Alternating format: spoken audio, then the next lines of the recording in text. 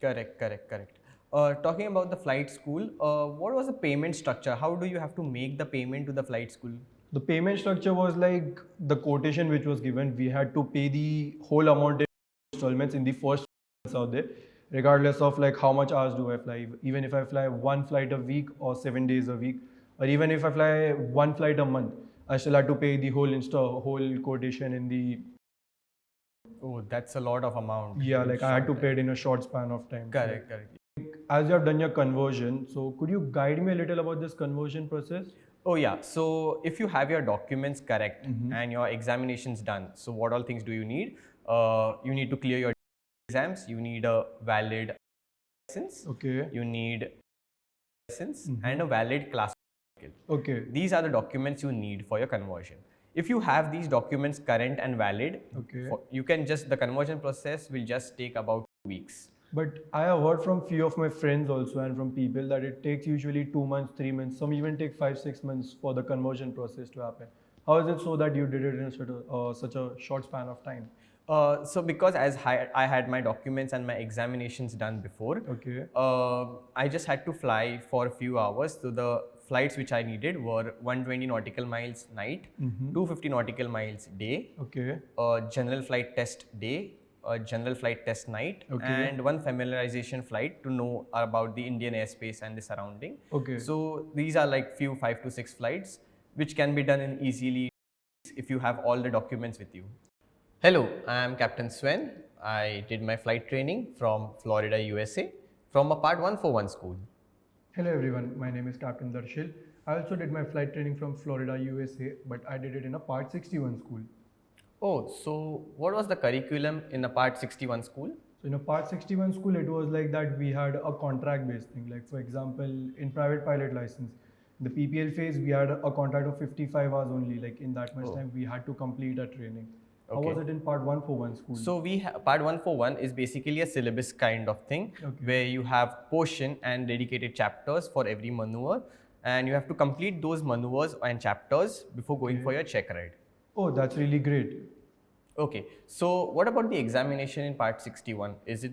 How do you schedule it? So the examinations were like that. We had something called as a local DPs, designated pilot examiners out there, whom we had to contact to give our check rides in order to get those licenses. So we had to contact them once we are ready for the check rides, and we used to usually get a waiting of 30 to 45 days in order to get a check ride date. Okay. And how was it in Part 141? Was it the same like you all have to do? Oh, no. So we had an in-house examiners. So the chief of the school, once the student is ready or once I am ready, I have to inform my chief, or my instructor will inform the chief, saying that the student is ready for the check ride or examination. Then the in-house examination or the chief of the school will schedule my check ride, and which normally takes around 3 to 4 days. But again, it is subjected to weather. That's really convenient out there. Like you all didn't have to wait as long as we had to. And if take for example, like if the weather was bad and the check ride didn't happen, so what was the next process then? Like did you all have to wait for a month or two? Oh no. So the thing is, as it was an in-house DP or the examiner, he was at my own school and my local airport, so he can keep a track of the weather, and he just has to deal with the students of my school. Okay. So as soon as the weather clears up, or if he feels that there is an empty slot, he can just put me up in the slot and schedule my check ride, which will normally take around 2 to 3 next days. That's really like you all could save much time out there. Yes, definitely. Because in our school it was like that when we had a check ride was cancelled out there, then what we had to do is we had to wait for the another slot that was around 15, 20, maybe 30 days also to in order to get another check ride date. So that was like a long process for us in order to get a date. That's really a long process. Right. Yeah. Before going to your flight school, Part 61, Yes.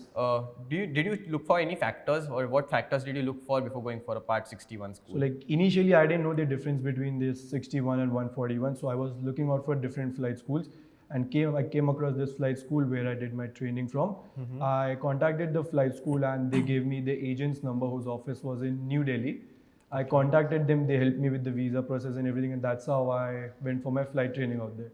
Like, did you also have some agent process through like this? Oh no, so I contacted the flight school and they said that they have a dedicated office in Mumbai. Okay. So I visited the office and I was directly in touch with the flight school, and there was no middleman. So whatever price breakdown and information I was getting, it was right away from the flying school. That's really great for you. Like you had someone to guide you in the right way to the Correct. office, and if you had some problems, like you could directly contact them. Yes, definitely. I knew the office. I just have to visit it, and I'm directly in touch with the school. That's really great. Also, I had a question that Yes. I did it from 61, you did it from 141. Like, did you have the option of like switching from your like 141 to 61? Oh yes, a student can change between and switch between part 141 to part Okay. 61. So I did my private pilot and my instrument rating from a part 141. Okay. But then my commercial, I did it from part 61. The reason behind it is, if I did my commercial from a part 141, I have to fly for extra hours, which is total of 40. But if I do it from a part 61, Correct. I just have to fly for 25 hours. Right. So like you eventually could save to 15 hours and the amount you would spending on that. Definitely, definitely. I could save up money and time with that. That's really great out there. The option you had. Correct, correct. What about as you went through an agent? Yes. Were there any hidden cost or anything? So hidden costs, yeah, there were few. So I was given a quotation, and I ended up paying $10,000 to $15,000 or more than the quotation out there, Oh, because there were there were few things that they didn't mention it to me out there, and I ended up paying more out there. Oh, Was it God. the same for 141 as well? Like, were there any hidden charges in your school? So there weren't there weren't any hidden charges. Okay. But I was informed by the school that if the training delays, I might end up spending few dollars or few $1,000s more, which I did. I spent around $5,000 extra. But I had a complete breakdown of whatever money I'm spending or whatever money the installment I'm putting up to the school. Okay. So I knew where exactly my money is going to. So like you knew about, like you had a previously, you were told that you would be spending, you might spend some extra. Yes, So like you were yes. prepared for it. Yes, yes, I was pre-informed about the extra charges. That's really great out there. Also, I wanted to know, so like as you have done it from 141, there are major differences out there. So how was the like order of flight training in part 141 school? Oh, so I did my private pilot first, Okay. followed by my instrument rating, then a commercial rating on a single engine, Okay. and then an add-on multi-engine rating, which again it comes as a multi-engine instrument rating. Oh, that's really great. Because in my case, it was like that I did my private pilot, then my instrument rating. But for the commercial, I had to do it on a multi-engine out there. Okay. And after getting my multi-engine commercial, I had to do a single add-on. Like when I come back for the conversion, I could do the conversion on a single engine. That's the benefits Okay. out there. But also there was a thing that I had to give some multi-checks out there in order to give the conversion on a single engine. So yeah, that was a major difference which I had in flight training. Correct, correct. What about the travel thing? Like, how do you commute between your school and your apartment? So my accommodation was around 2 miles away from the school, but there was like no services provided by the school. So I eventually had to buy a car out there in order to do to and fro from the school every day, because like we had to travel every day for the flights. Like there were some days where we could not fly, but yes, I had to buy a car out there in order to travel. Oh, that's like an additional cost. Which Exactly, yes. So I ended up paying some extra for the car. Correct, correct. How was it for you? Like, did you also purchase a car out there? No, no. So the school provided me with a shuttle service. The shuttle Okay. was running throughout the day, early morning to late evening. And the shuttle durations were on an interval of an hour or 1.5 hours. Okay. So as per my flight, I just had to board the appropriate shuttle, and the shuttle service was complimentary. So I- like, were you charged for the shuttle services out Oh, there? no, no, no, absolutely not. It was a complimentary service given by the school. I didn't have to pay anything extra for the That's great. Like you saved a few dollars out there. Yes, also. yes, definitely. All right. So I would like to know, like, so what are your future plans right now?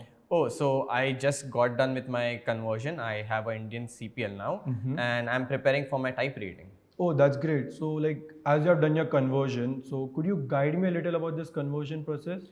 Oh yeah, so if you have your documents correct and your examinations done, so what all things do you need? You need to clear your DGCA exams, you need a valid RTR license, Okay. you need FRTOL license, and a valid class 1 medical. Okay. These are the documents you need for your conversion. If you have these documents current and valid, Okay. you can just, the conversion process will just take about 2 weeks. But I have heard from few of my friends also and from people that it takes usually 2 months, 3 months, some even take 5, 6 months for the conversion process to happen. How is it so that you did it in such a short span of time? So because I had my documents and my examinations done before, Okay. I just had to fly for a few hours. So the flights which I needed were 120 nautical miles night, 250 nautical miles day, Okay. a general flight test day, a general flight test night, Okay. and one familiarization flight to know about the Indian airspace and the surrounding. Okay. So these are like few 5 to 6 flights which can be done in easily 2 weeks if you have all the documents with you. So the main thing is basically we need to have all the documents and the licenses and also the medicals clear. Correct. That's all we can do it Correct. If quickly. you have everything, it's just a Okay. matter of few weeks and you can get your license. Okay, that's great. What about you? What status or what are you doing currently? So I came back in around February mid. I came back from my flight training. After that, I had my RTR exam remaining. So I gave that in the April attempt. I cleared that attempt. I also got my FRTL in the previous month, and I'll be going for my conversion in this month.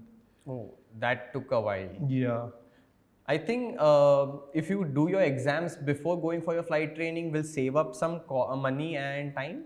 I totally agree to it, but I cleared all the 3 DGC examinations. But RTR was the one which I didn't clear because I planned it that I would be doing a Canadian RTR. That is basically like after completing my commercial pilot license training in USA, I would go to Canada, convert my FAA-CPL into Canadian CPL, also give the Canadian RTR exam, and then come back and convert it into Indian RTR.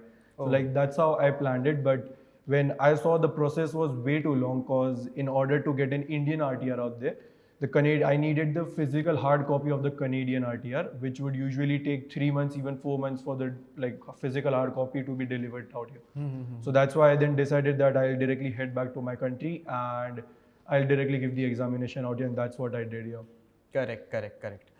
Talking about the flight school, what was the payment structure? How do you have to make the payment to the flight school? The payment structure was like the quotation which was given. We had to pay the whole amount in 4 installments in the first 4 months out there, regardless of like how much hours do I fly. Even if I fly 1 flight a week or 7 days a week, or even if I fly 1 flight a month, I still had to pay the whole quotation in the first 4 months out there. Oh, that's a lot of amount. Yeah, like I had to pay it in a short span of time. Correct, yeah. How was it for your school? Like, do you have to pay it in one installment, or you had this way only? No, so we had the flexibility of payment. We had this option of pay as you fly.